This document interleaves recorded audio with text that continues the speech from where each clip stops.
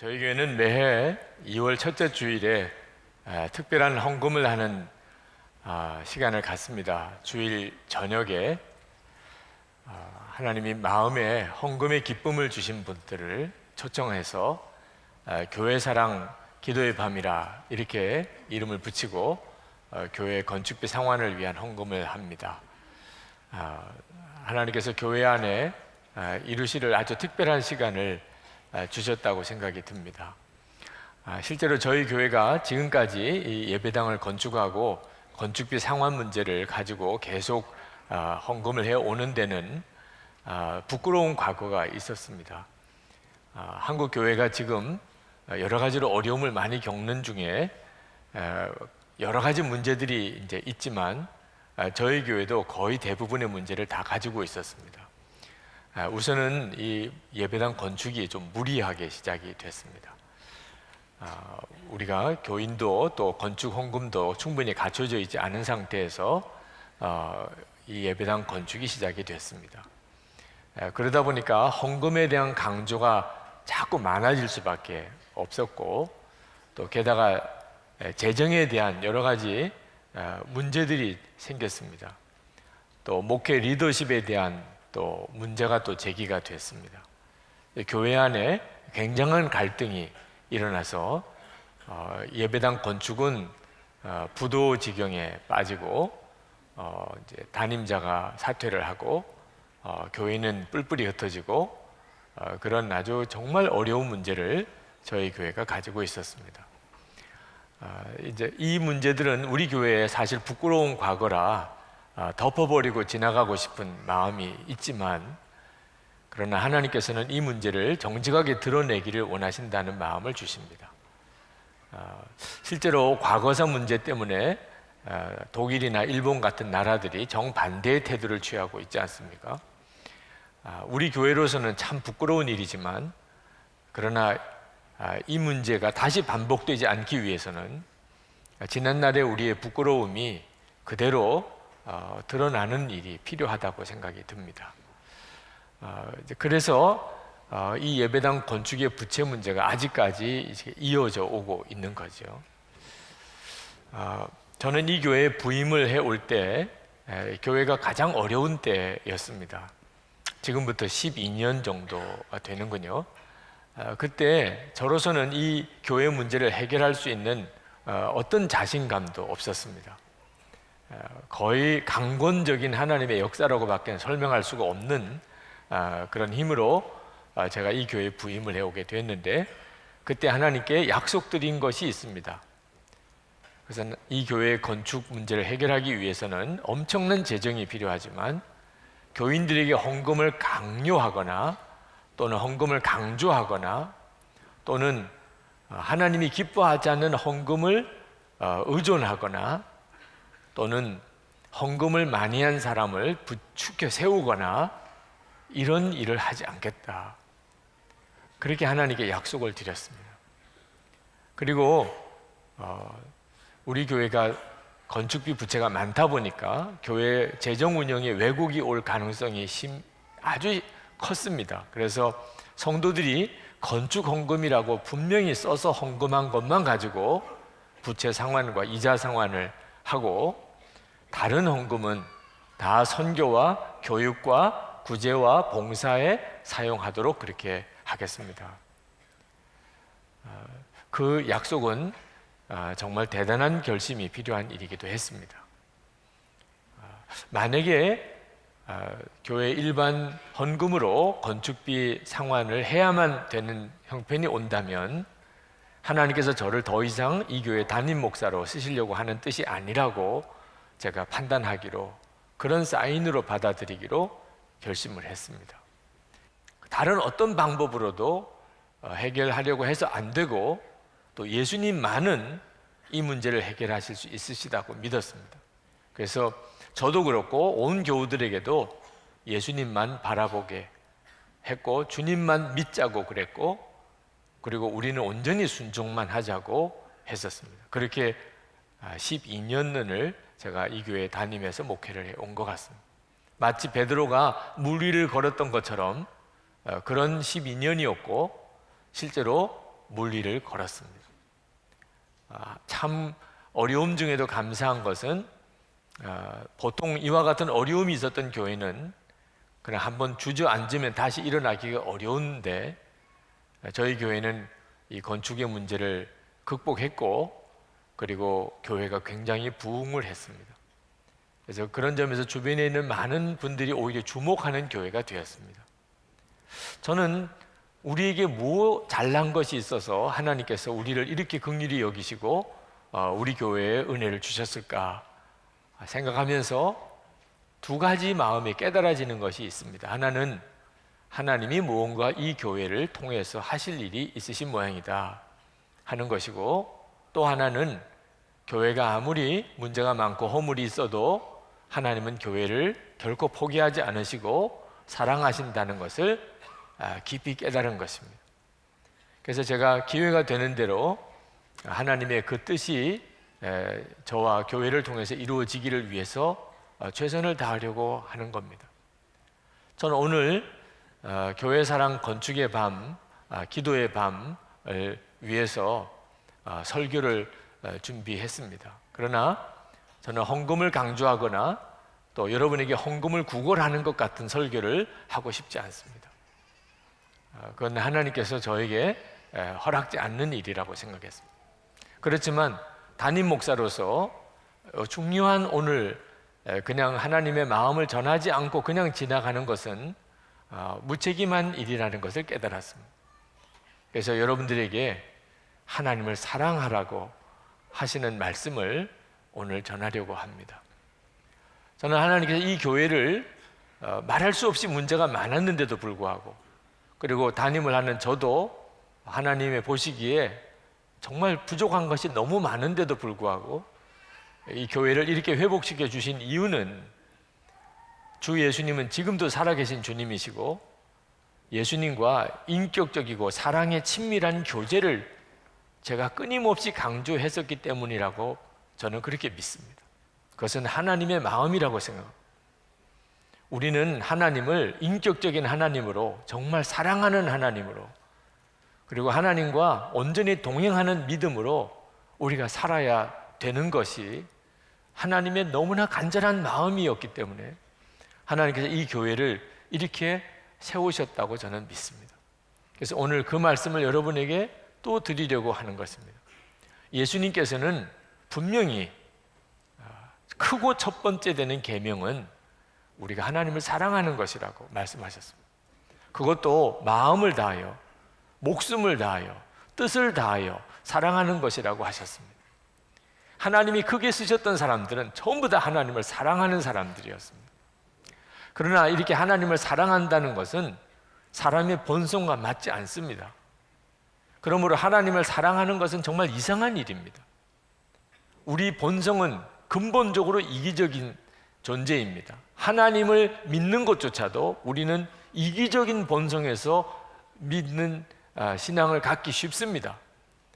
하나님이 내 소원을 이루어 주시고, 하나님이 나를 정말 위해 주시고, 하나님이 내게 복을 주시고, 그러면 내가 하나님을 믿겠습니다. 우리는 철저히 하나님을 믿어도 계산적이고 이기적인 믿음을 갖기가 쉽습니다.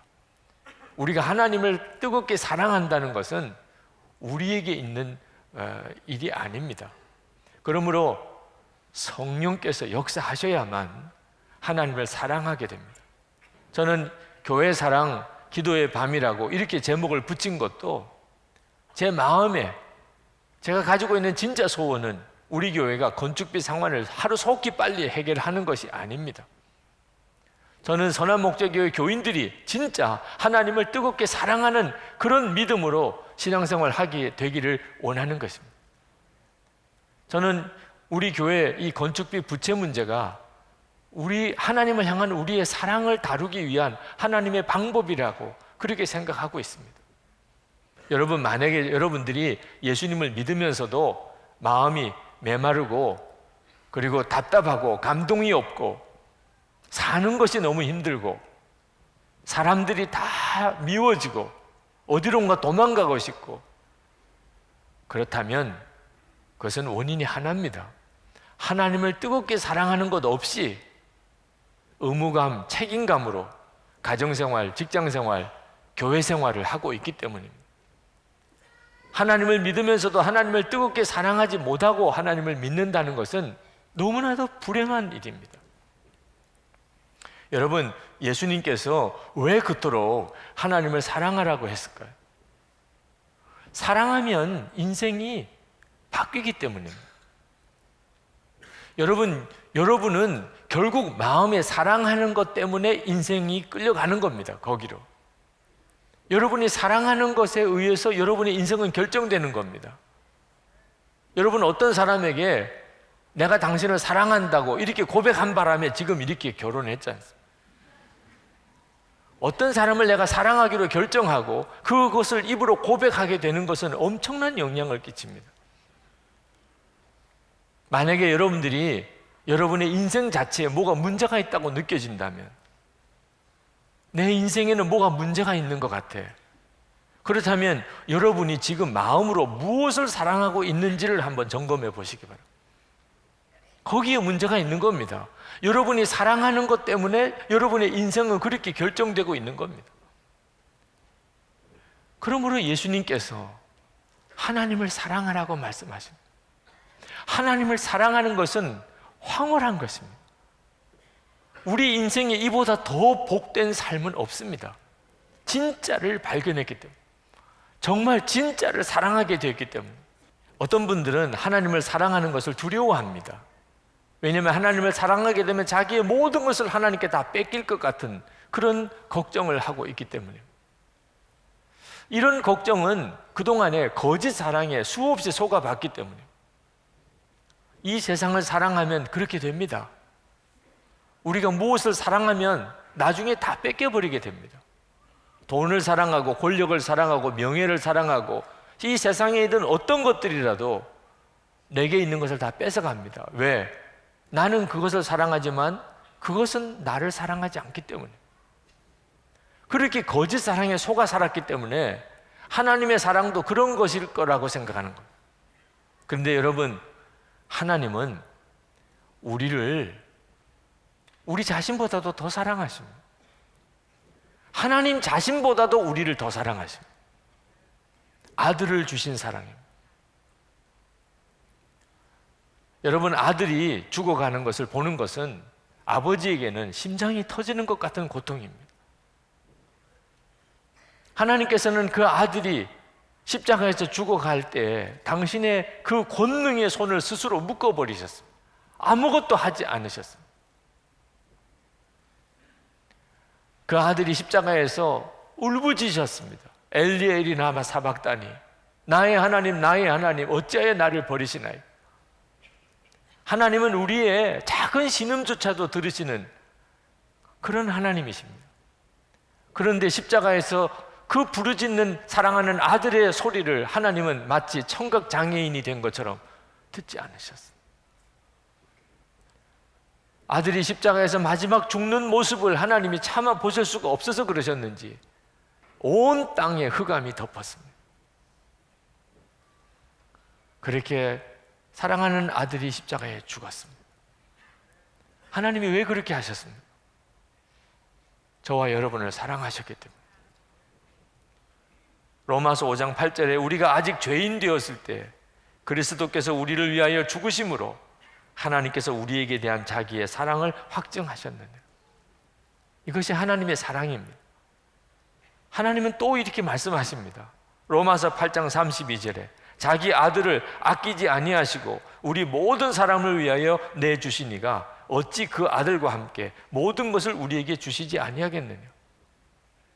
그러므로 하나님을 사랑하는 것이 놀라운 것입니다. 하나님을 우리가 사랑하게 될 때 우리는 비로소 하나님이 나를 얼마나 사랑하셨는지를 경험하게 되는 겁니다.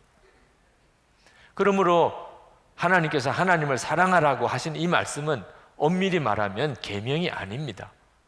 형태는 계명의 형태입니다. 그렇지만 이건 계명이 아닙니다. 사랑의 관계로 초청하시는 것입니다. 여러분은 모든 사람이 여러분을 사랑하면 좋겠습니까? 그건 몰라서 하는 이야기입니다. 내가 좋아하는 사람이 나를 사랑하면 기쁘죠.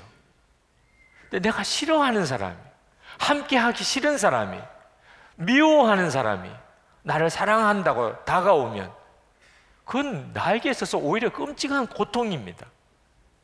그러므로 우리는 아무에게나 나를 사랑하라고 말하지 않습니다. 우리는 정말 내가 사랑하는 사람에게 사랑을 받기를 원하는 겁니다.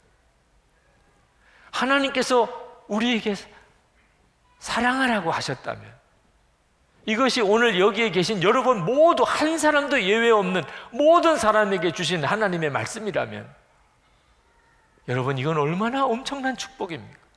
하나님이 나를 사랑하라고 말씀하셨다면 그것은 하나님이 나를 사랑하신다는 뜻이잖아요. 하나님과 사랑의 놀라운 관계 속에 들어오라고 하는 초청이지 않습니까? 그래서 기가 막힌 겁니다.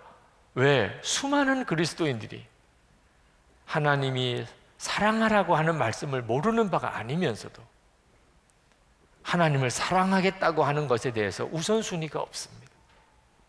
하나님을 사랑한다, 하나님을 사랑해야 되겠다는 갈망이 없는 겁니다. 느껴지지 않는다 그럽니다. 꼭 그래야 되느냐고 말합니다. 지금 내 형편이 하나님을 사랑한다는 것을 생각할 여유가 없다고 말합니다. 잘 모르겠다고 말합니다. 이 엄청나고 놀라운 하나님의 초청 앞에서 이게 무슨 일입니까? 두렵기도 한 일입니다. 여러분, 수표를 1억 원 수표를 여러분 한강 다리, 바람이 부는 한강 다리에서 이렇게 하늘로 던져서 받는 놀이를 하고 있는 사람이 있다고 합시다. 어떤 느낌이 들겠습니까? 아니 저렇게 어리석은 사람이 있나? 그게 바람에 날려서 한강에 빠져버리면 어떻게 하려고? 근데 우리는 그보다도 더 어리석고 두려운 일을 하고 있는 겁니다. 하나님 사랑하라고 하는 요청을 그렇게 들으면서도 우리는 설교가 끝나고 돌아갈 때는 그냥 언제 들었느냐는 듯이 잊어버립니다. 하나님을 사랑해야 되겠다고 하는 결단을 도대체 언제 하시렵니까? 여러분, 하나님의 엄청난 사랑을 받아도 우리가 하나님을 사랑하지 않으면 그것은 짝사랑이 되고 맙니다. 혹시 여러분 짝사랑 해보거나 받아보신 적이 있습니까? 짝사랑은 고통스러운 것입니다. 사랑하는 사람도 고통스럽고 사랑받는 사람도 고통스러운 것. 하나님은 우리를 말할 수 없이 사랑하시지만 우리는 다른 것을 사랑하는 것입니다. 이것이 짝사랑이죠. 그래서 하나님의 그 엄청난 사랑을 받으면서도 오히려 고통스러운 겁니다.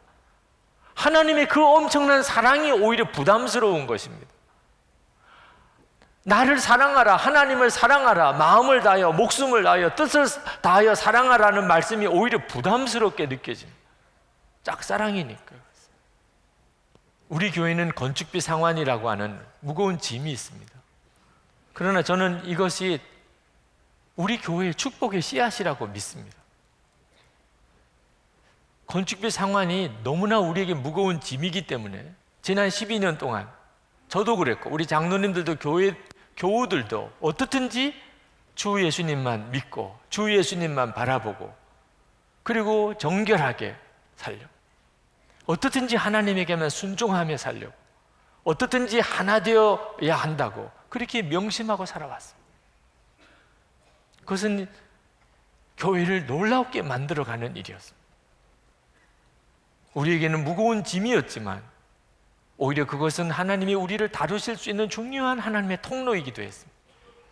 게다가 우리가 하나님을 사랑한다는 표현을 할 수 있는 너무나 좋은 기회였습니다.